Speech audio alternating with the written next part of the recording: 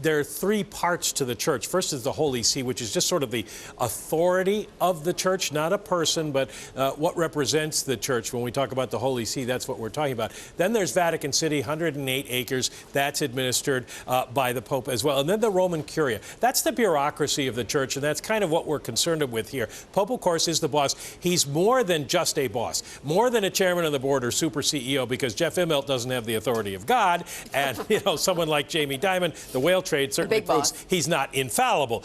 The Pope has a lot of different responsibilities, setting policy for the church, spiritual, moral, and financial, runs the business, decides on personnel, picks the bishops and the cardinals, even decides who gets to be a saint in the hereafter. And oddly enough, he is the bishop of Rome, sort of like Alan Mullally being the local Ford dealer in Detroit, as well as running Ford.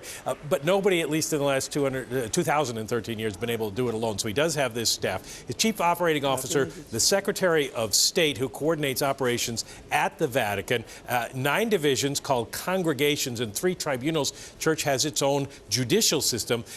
Running it all was Tarcisio Bertone, but the Secretary of State's a political position, and with the CEO gone now, he's gone as Secretary of State as well, but he has another job. He's Chancellor of what's called the Apostolic Camera, which manages the financial holdings of the papacy. Its leader is known as the Camerlengo. It governs the church when the Pope is not there, when there is no Pope. So right now, Bertone is in charge, although he's under the rule is he doesn't make any decisions that don't absolutely have to be made. Wait for the next Pope. So is it run like a centralized business?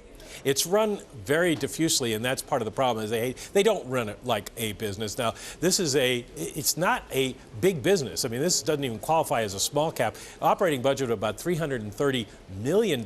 By contrast, Notre Dame University here in the U.S. has an operating budget of about $1.2 billion. So Notre Dame could run the Vatican 5 times over. Wow, and perhaps maybe more efficiently, given what you've just outlined. Get some of those business school graduates into